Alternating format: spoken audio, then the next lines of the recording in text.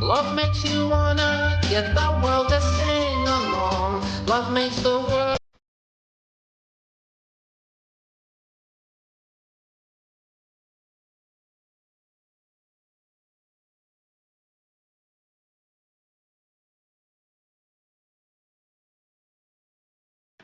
Hola, ¿qué tal? Muy buenas noches, bienvenidos y bienvenidas a una nueva temporada de Cine Negativo, un programa de cine independiente.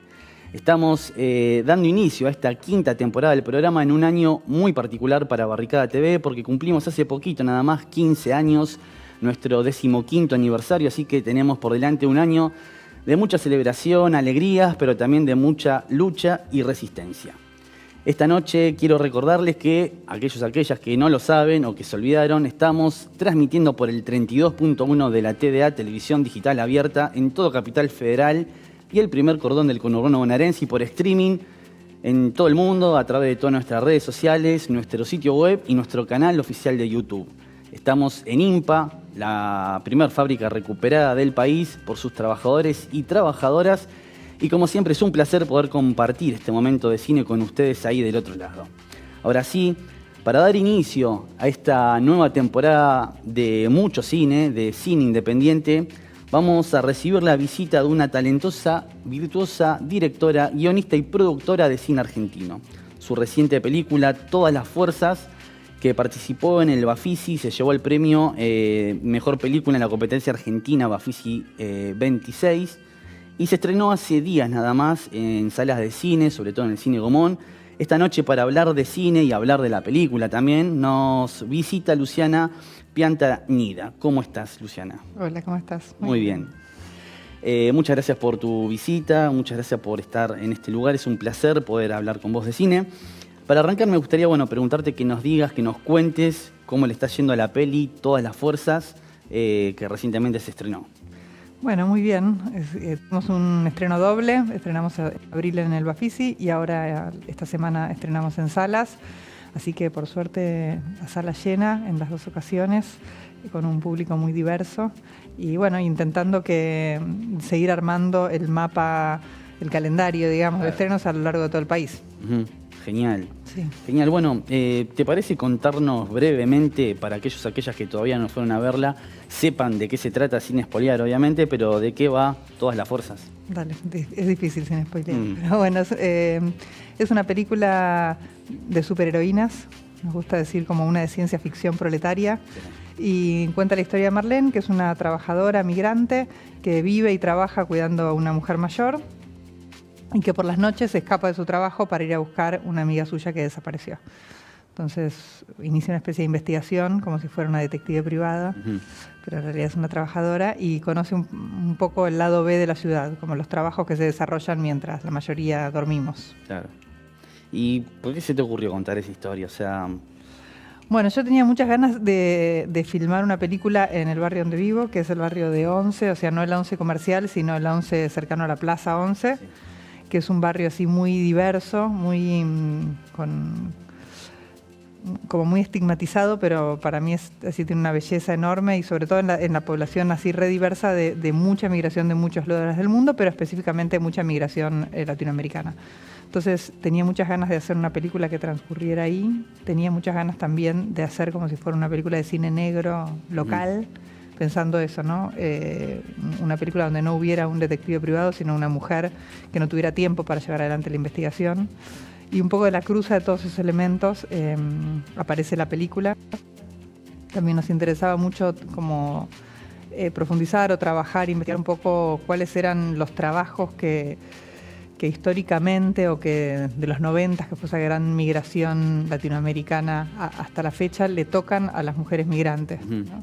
Entonces un poco investigar ese universo de trabajos precarizados y bastante explotadores nos interesaba mucho también. Sí, y está bueno esto que mencionás porque la peli, si bien vos recién mencionabas que tiene algo así como de cine oscuro, de investigación, también tiene un pequeño condimento, no vamos a spoilear, no vamos a decir de qué se trata ni nada por el estilo, pero de cine fantástico también, ¿no es cierto? Cine de género y me parece que está súper importante poder hablar de eso, esa combinación de los subgéneros, por llamarlo así, un pequeño fragmento de subgéneros que tiene la película, me parece que es súper interesante. ¿Cómo fue esa construcción? ¿Fuiste, a medida que ibas avanzando en el guión, ya estabas con eso decidido que querías contar la película de esa forma, o fuiste descubriéndola a medida que fuiste conociendo las protagonistas y todo? Sí, no sabía. No, estaba como el juego este del cine, de hacer una película de cine negro, que sabía que nunca iba a ser, digamos que iba a ser como a mi manera. Y después sí lo del como más esa línea en relación al cine fantástico sí fue apareciendo en la escritura. No fue algo que teníamos definido de antemano para nada. Fue, o sea, mientras iba escribiendo, en un momento quería que en la película haya una persecución por las azoteas, y entonces la protagonista la venían persiguiendo y llegaba a la esquina y no sabía qué hacer. Y yo tampoco sabía qué hacer como guionista, digamos, no sabía cómo resolver la situación.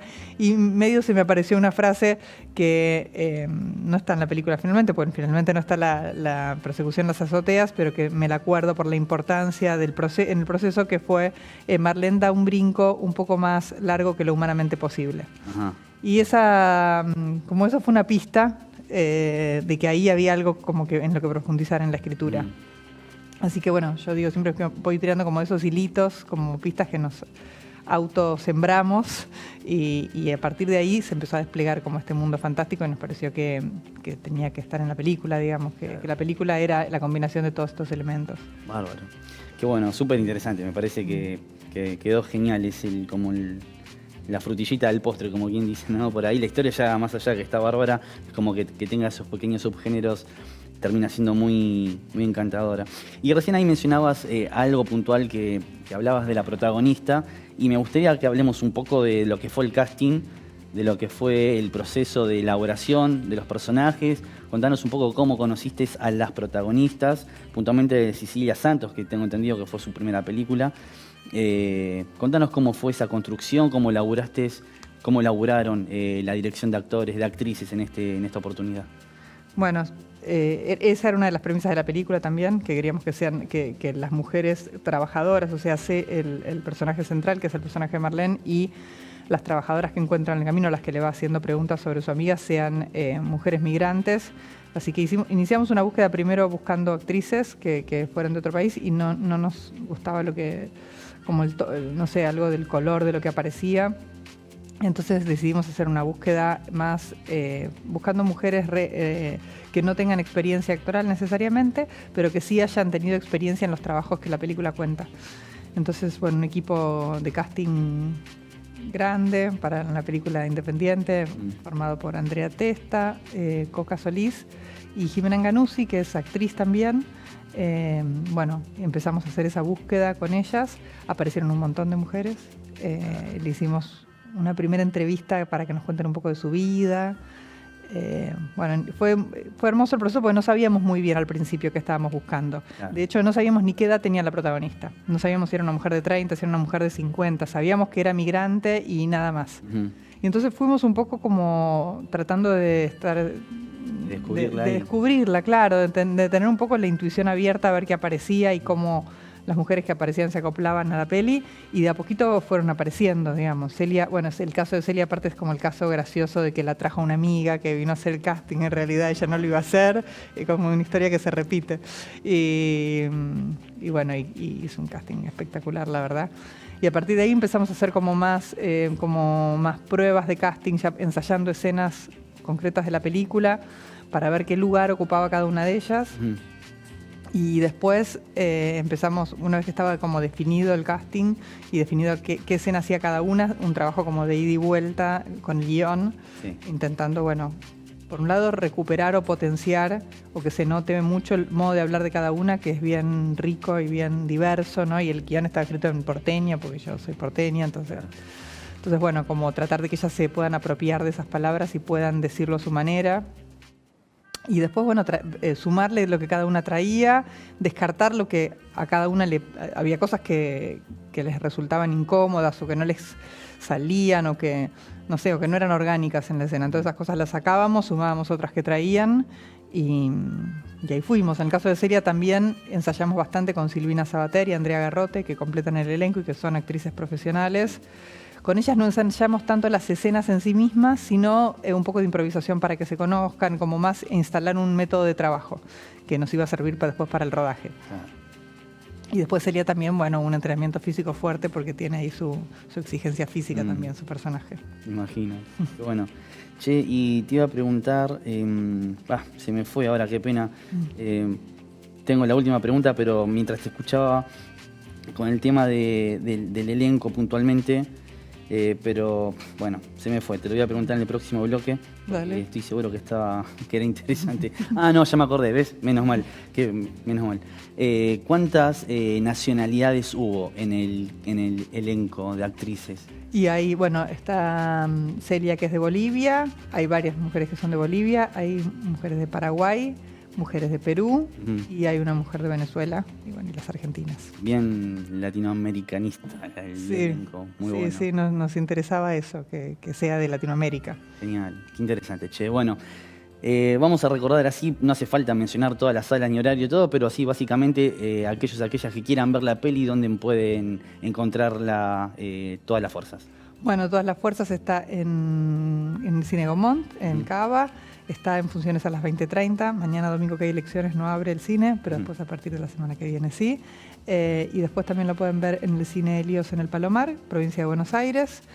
Tiene algunas funciones en Palpalá y una función en Tilcara las próximas semanas.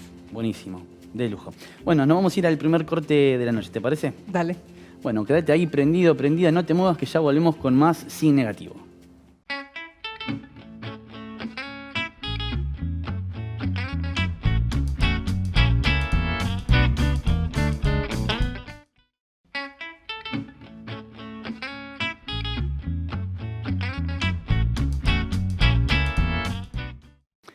Muy bien, y continuamos en Sin Negativo. Bueno, Luciana, recién ahí hablábamos un poco del estreno de Todas las Fuerzas. Me gustaría ahora que charlemos un poco acerca de tu formación, ¿no? ¿Cómo fue el inicio de todo? ¿Por qué estudiaste cine? ¿Por qué elegiste cine? No sé muy bien por qué estudio cine. Me parece que, bueno, yo desde muy chica quería ser escritora en realidad. Me gustaba mucho escribir, me gustaba mucho, no sé, leer. Me parecía que iba a ir por ahí. Y después, bueno, en la adolescencia un poco, no sé, me peleé con eso. Ya no escribía tanto, pero me imagino que me habrá quedado como esas ganas de algo en relación a contar las historias. Y creo también, cuando estaba justo en ese momento ahí empezando a pensar que podía estudiar, fue justo el momento que se estrenó el primer Historias Breves.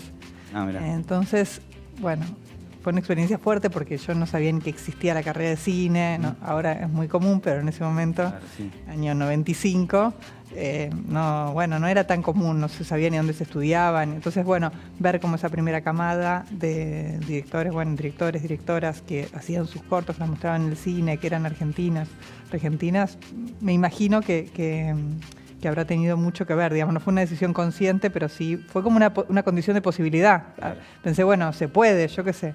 Seguro. Y así que fue un poco como inconsciente. Medio dije, bueno, a ver de qué se trata, vamos a empezar a estudiar y bueno, y después hacer cine tiene algo muy atractivo, sobre todo el trabajo colectivo, ¿no? Entonces es muy difícil no engancharse en la carrera. Ni hablar. ¿Y recordás así desde lo básico como una de esas películas que fuiste a ver que te marcaron hasta el primer proyecto que vos realizaste cuando dijiste, bueno, pasé de ser una espectadora a realizar algo?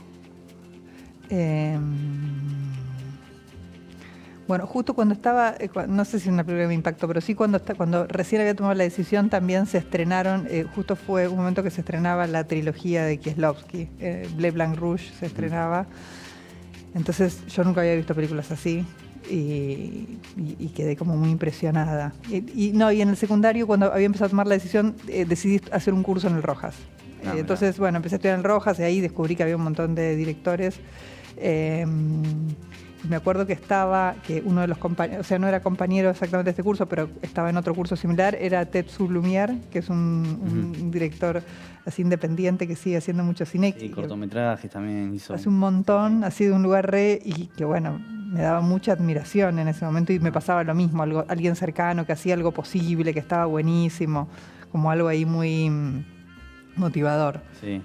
Y, y ahí enseguida, bueno, empecé como, bueno, a conocer como más directores y había como... Y había en la librería Gandhi había un cineclub, entonces iba y ahí veía un montón de películas. Me acuerdo que había un ciclo muy grande de Godard, que no entendía nada, pero yo iba y me resultaba fascinante, no entendía lo que estaba pasando, pero no podía como dejar de mirarlo. Sí.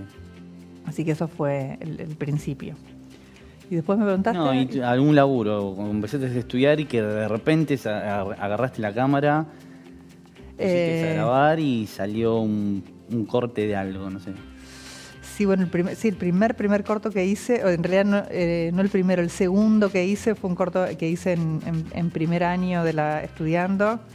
El primero fue más bien un ejercicio y el segundo era como un ejercicio de fin de año bueno, que había como que concursar dentro del propio curso quienes lo hacían y gané como ese mini concurso y era un corto más grande que requería tenía como una producción y ahí sí fue la primera vez como que sentí que estaba atravesando algo. La sensación que tuve fue como, encontré algo, algo que no sé, que me deje desplegarme y que es mío, como que ya lo puedo tener, es algo que voy a poder tener toda la vida si lo desarrollo. Pues no es tan sencillo, ¿no? Pero sí esa sensación de haber como descubierto algo en el quehacer que me expresaba un montón y que me permitía eso, que me daba como una libertad, ¿viste? Un campo de acción que estaba bueno. Qué interesante. Qué bueno. Bueno, y desde ese momento pasaron algunos años. Muchos. Y me parece que, bueno, hoy como cuando te presentaba, aparte de ser guionista, directora, sos productora también y formás parte de Pensar con las Manos. Me gustaría que nos cuentes un poco, que le cuentes al espectador, a la espectadora, acerca de la productora Pensar con las Manos, quiénes son, cómo nace el proyecto, qué están haciendo. Bueno, sí, la productora hoy este año va a cumplir 10 años. La formamos Andrea Testa, Francisco Márquez y yo. Tiene la característica que somos los tres directores productores. Un poco nace... los tres nos autopercibimos más directores que otra cosa, digamos. Y cuando empezamos hace 10 años atrás, yo hice una primera película que se llama Los Ausentes, que la dirigí y que buscando personas que pudieran ser parte del equipo técnico, lo conocí a Francisco, que fue el asistente de dirección de la película. Entonces, a partir de ahí nos conocimos y teníamos esta inquietud común de tener proyectos como directores, como directoras, pero que nos costaba mucho conseguir alguien que las produzca, ¿no? Porque las condiciones que nos proponían las productoras que había para hacerlas eran muy, muy desventajosas. Perdíamos como la posibilidad de opinar sobre la película o el corte final o el porcentaje con el que nos quedamos de la película era muy desfavorable. Entonces, bueno, un poco con esas ganas dijimos, bueno, juntémonos. En realidad, Andrea y Francisco ya tenían el nombre Pensar con las Manos y ya tenían esta idea de empezar a tener una forma de productora y yo me sumé. Ellos tenían un proyecto que era un proyecto en ese momento muy lindo, que iban a dirigir los dos, que se llamaba La larga noche de Francisco Santis, una película que habían que presentaron en el instituto y salió ganadora de un concurso. Entonces, en un primer momento me habían llamado a mí como asistente de dirección y después pasaron dos cosas así muy azarosas. Una, que la productora, la mujer que iba a hacer la producción, Nadia Martínez, tuvo un problema y no podía a mediano plazo avisó que no iba a poder hacerse cargo de la producción y yo quedé embarazada. Entonces ya la exigencia del rodaje como asistente de dirección me resultaba un poco mucho, pero me preguntaron si no me animaba a ser productora y bueno, yo había hecho algo de producción con mi película y dije, bueno, vamos para adelante. Claro. Y ahí nació como el proyecto, los tres productores, ellos dos dirigiendo y yo solo produciendo. Y a partir de ahí, bueno, empezamos a aprender cómo era tener una productora, ¿no? Cómo era hacer nuestros proyectos. Y la productora, por ahora nos dimos el lujo de hacer solamente las películas que queríamos hacer. Claro. Obviamente era otro el contexto, hoy tenemos otros desafíos, pero bueno, desde que la productora arrancó, hicimos La larga noche de Francisco Santis, es una película que le fue muy bien, que se estrenó en Cannes, que se vio muchos lugares. Hicimos un documental que se llama Niña Mamá, que lo dirigió Andrea Testa, también sobre embarazo adolescente, que es hermoso. Después hicimos otra película que dirigió en solitario Francisco, que se llama Un crimen común. Produjimos algunas pocas que no dirigió ninguno de nosotros. Una es Atenas, de César González, y otra Ciudad Oculta, de Francisco Bouzas. Y bueno, y después hicimos Todas las fuerzas juntos también. Ahí, o sea, lo que hacemos es que vamos como cambiando los roles, ¿no? Cuando uno dirige, los otros producen, y cuando esa persona cambia y dirige a otra persona, el resto produce. Entonces cambiamos. Y ahora estamos con un proyecto de Francisco como director, que se llama El Mundo es Nuestro, y Andrea y yo estamos haciendo la producción. Así que bueno, ahí vamos. Es un proyecto hermoso, muy difícil. Seguro. Pero que nos atrae muchas satisfacciones, digamos. Seguro, ni hablar. ¿Y cómo es? Es complicado capaz dar la fórmula de cómo es hacer una película, sobre todo en el contexto que estamos atravesando, y porque bueno, varía según el diseño de producción y un montonazo de cosas que hacen a la película, pero puntualmente empezar con las manos, o de tu experiencia o tu perspectiva, ¿cómo es hoy hacer una película? ¿Cómo encaras un proyecto? No, hoy verdaderamente no tengo idea. Porque, bueno, nosotros trabajamos en un modelo donde contábamos con el Inca para llevar adelante las películas, y después sí se sumaban, sobre todo en el último tiempo, empezamos a crecer, entonces empezamos a hacer coproducciones con otros países. Todas las fuerzas es una coproducción con Perú. Sí. Y El Mundo es Nuestro, que es la película de Francisco, es una coproducción con un montón de países. La película tuvo la suerte de ganar fondos de muchos lugares del mundo, pero aún así el puntapié inicial es el dinero público que da tu propio país. Digamos, en el caso del armado de la película de Francisco, que es un armado muy exitoso, digamos, ganamos un montón de fondos, pero públicos de cada uno de los otros países, de España, de Brasil, de Paraguay. Y ganamos Ibermedia también, que es un fondo de ayuda iberoamericano. Entonces, eso hizo posible una película que es súper ambiciosa, pero sí necesitamos el Inca, porque sin nuestra parte, o sea, cuando se hace un armado así de muchos países, se dividen cuáles son los gastos que hace cada país, no es que todos pagamos todo. Claro. Entonces, los gastos que se hacen en Argentina, que incluyen, por ejemplo, los honorarios del director, que hace una década está escribiendo y trabajando en su película, el nuestro como productoras, el equipo técnico, es dinero que tiene que salir de Argentina, no lo puede pagar otro país. Claro. Entonces, eso queda completamente desarticulado si no está el Inca. O sea, nosotros, como estas frases que les gustan, decir que bueno, traemos dinero de afuera, obviamente, pero nosotros, para que eso sea posible, para presentarnos esos fondos, lo primero que te piden esos fondos es que vos tengas garantizada la financiación de tu país, si no, no te puedes ni siquiera presentar. Claro. Entonces, hasta ahora nosotros funcionamos así, y ahora no tenemos idea, digamos. Ahora estamos como tratando de ver cuál es el modo de seguir haciendo películas, pero no tenemos ahora un modelo de producción que conozcamos, por lo menos. Claro, bueno, y sí, es más que lógico y entendible, lamentablemente. Para cerrar, me gustaría pedirte, no sé si te animás, si tenés ganas, tal vez hay del otro lado algún niño, alguna niña que piensa en estudiar cine, o algún jovencita que ya está estudiando, ¿qué, no sé, consejo te gustaría darles, sobre todo por la época en la que estamos atravesando, a aquellos que sueñan con algún día poder hacer una película? Y yo creo que yo al revés les preguntaría. Tío, yo creo que las generaciones nuevas tienen también como bueno, primero una facilidad mayor que la que tenía yo cuando estudié, por lo menos con los medios de producción, ¿no? Con las cámaras, los celulares, tienen como a su alcance cosas mucho más fácil. Cuando yo estudié era muy difícil porque no había cámaras a mano. Entonces hay algo de eso que manejan y que es parte mucho más de su lenguaje natural, ¿no? Yo tuve que aprender, pero me doy cuenta que las nuevas generaciones lo tienen mucho más incorporado, el lenguaje audiovisual, la comunicación.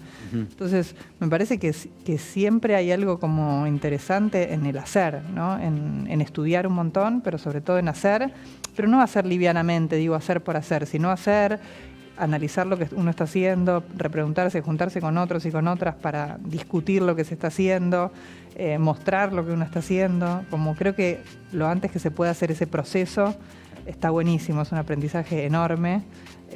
Y sí, tener como mirada crítica sobre como encontrar ese equilibrio entre la mirada crítica sobre el hacer, pero que eso no impida el hacer, ¿no? Que ir yendo tras la búsqueda de un perfeccionismo, eso no sea como paralizante, claro. Pero sí que agarren lo que tengan a mano y a probar. Genial. Muy buen consejo. Bueno, nos vamos al último corte de la noche, ¿te parece? Dale. Bueno, ya volvemos con más Sin Negativo.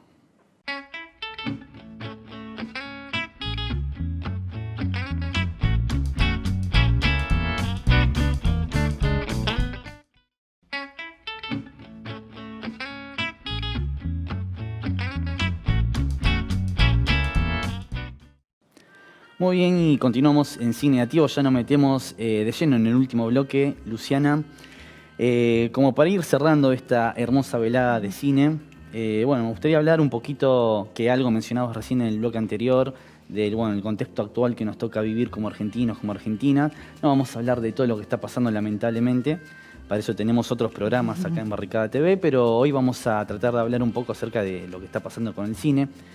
Para arrancar me gustaría preguntarte si pensás que el cine es político y por qué. Sí, claro. Sí, por supuesto. Bueno, sí, creo que el cine es político aún cuando no se autopercibe como tal, ¿no? Aún cuando las películas, cuando hay películas que pueden creer que pueden pasar de eso. Me parece que todas las películas son un posicionamiento nuestro, una mirada sobre el mundo, ¿no? Y esa mirada sobre el mundo necesariamente nos muestra desde dónde lo estamos mirando y qué estamos mirando del mundo. Y eso me parece que es sumamente político, ¿no? Tratar de eso, de ver qué vemos y qué no vemos, ¿no? Qué mostramos y qué invisibilizamos y qué escondemos, qué vemos y de qué manera, ¿no? Cuáles son nuestros referentes, qué imágenes construimos con lo que tenemos alrededor. Creo que eso es intrínseco al cine y es algo absolutamente político. ¿Y por qué crees, mejor dicho, que tiene algo que ver que el cine sea político, que los gobiernos en todo el mundo, porque lamentablemente lo que estamos pasando acá, como recién hablamos antes en el corte, es un modelo que se repite en todo el mundo? Cada vez que asume un gobierno de ultraderecha, dictador, lo primero que hace es atacar a los medios de comunicación o hacer que se hagan aliados de ese gobierno o atacar la cultura, el cine, la música. ¿Crees que tiene algo que ver justamente esto, lo que está pasando hoy en Argentina, que al ser el cine político este gobierno lo ataca? ¿O qué pensamiento te da el ataque de este gobierno a la cultura y al cine? Sí, claro, sí. Creo que es absolutamente coherente en la lógica de ellos. Me parece que el cine, en particular, digo, la cultura en general, es un vehículo hermoso para invitarnos siempre a pensar, a pensarnos y también que nos, en el mejor de los casos, también que nos ayuda mucho a sensibilizarnos, ¿no? A entrar en un universo mucho más sensible del que la vida diaria nos permite. Entonces, de alguna manera, creo que el cine, bueno, no todo el cine, ¿no? Pero la cultura, un poco estas películas que estamos haciendo, su propósito es sacarnos de la alienación y tratar de invitarnos a pensarnos de vuelta o a vernos, ¿no? Y ver qué devuelve la pantalla cuando nos vemos de afuera o un poquito de afuera. Y creo que, bueno, ese es el tipo de individuo que ese tipo de gobiernos no quiere, ¿no? Que no les sirve, ¿no? Personas despiertas, instruidas, sensibles. Me parece que van en contra de todo modelo neoliberal. Ni hablar. Bueno, y la verdad que sí, coincido totalmente con vos. Algo mencionabas en el bloque anterior, antes de que vayamos al corte, acerca de la necesidad del Instituto del Cine, ¿no? Del INCA. Y bueno, tal vez es un poco hasta absurda mi pregunta, pero me gustaría escuchar tu opinión. ¿Cómo ves el cine a futuro? ¿Cómo ves la industria con la actualidad que nos toca vivir? ¿Y qué expectativa tenés vos como productora también, aparte de realizadora, del cine del futuro, de nuestro cine? Bueno, qué difícil. No sé cómo lo veo, voy a pensar más en lo que deseo, porque lo que veo me cuesta más. Bueno, la Argentina tiene una tradición de un cine muy diverso, que me parece que es una de nuestras mayores riquezas, y que eso implica un cine de industria, un cine de entretenimiento y un cine de autor, de autora, muy muy diverso, también un montón de películas documentales que también son muy valiosas en muy distintos formatos. Entonces, yo lo que deseo es un cine que siga sosteniendo esa diversidad, ¿no? Que haya modelos de producción para todas las películas. Me encanta que existan las grandes producciones de plataforma, me parece que son absolutamente necesarias. Y también son absolutamente necesarios los cortometrajes de los estudiantes y las estudiantes, las películas más independientes, las películas que entran a festivales, las películas que tienen su recorrido por centros comunitarios, por centros culturales. No creo que ningún tipo de cine pueda reemplazar a otro tipo de cine, ¿no? No es que porque tenemos superproducciones podemos pasar del resto, porque cumplen funciones distintas en las comunidades, las películas. Entonces tenemos que tener representación en todos los tipos de cine que podamos. Y lo único que garantiza que eso sea posible es un instituto de cine, es un apoyo estatal, público, que permita que las películas que no necesariamente su valor primero es como el rédito económico, igual sigan existiendo, ¿no? Y digo no necesariamente porque muchas de ellas también funcionan económicamente, digamos, ¿no? Puesto es como la otra mentira también de que solo es un déficit, ¿no? El cine que no lo es. Entonces, sí, mi deseo es ese, que pueda seguir existiendo toda la gama de películas que sabemos hacer acá y que sigamos teniendo imágenes propias que nos puedan contar. Bárbaro. Bueno, súper clara y súper interesante. Luciana, muchísimas gracias por esta reflexión, por haber venido en nombre de mis compañeros y mis compañeras que hacemos Barricada TV. Te agradecemos un montón por haberte acercado a nuestros estudios, a este programa. Sí, para cerrar, me gustaría que nos comentes, que le digas al espectador, a la espectadora, con qué nos vamos a despedir. Sé que hay un fragmento de una de tus películas. Contanos de qué se trata la peli, primero, aquellos que no la vieron, que sepan más o menos de qué se trata. Bueno, Los Ausentes es mi primera película de ficción y transcurre en un pueblo de la ciudad de Buenos Aires, así muy alejado, de 300 habitantes, y transcurre durante las vísperas y el carnaval del pueblo, y cuenta la historia de 3 personajes que están atravesando 3 duelos de maneras distintas. Y en el fragmento que vamos a ver, uno de los personajes está toda la película buscando a su mujer, a su esposa, que lo abandonó, y el fragmento que vamos a ver es el momento en que la encuentra en el medio del carnaval. Bueno, Luciana, súper interesante. Ha sido un placer poder conocerte en persona, charlar con vos de cine. Muchísimas gracias, de verdad. Bueno, muchísimas gracias por el espacio y bueno, mucha fuerza. Bárbaro, así será. Bueno, no se olviden de ir al Cine Gomón a ver la película Todas las Fuerzas, disponible, honorario, me dijiste es 20:30. 20:30, vayan a verla, que está súper interesante, súper buena. Nosotros ya nos despedimos con este fragmento de la película, la primera película, año 2016, si no me equivoco, sí, de Luciana. Vamos a ver este pequeño fragmento de Los Ausentes. Nosotros nos despedimos ya hasta el sábado que viene, no antes, sin invitarlas. Acá abajo va a estar apareciendo el QR para que se sumen, invitarlos a que se sumen a la comunidad BTV. Con un pequeño aporte nos dan una mano gigante a poder seguir sosteniendo este espacio de comunicación, de periodismo, programas como este.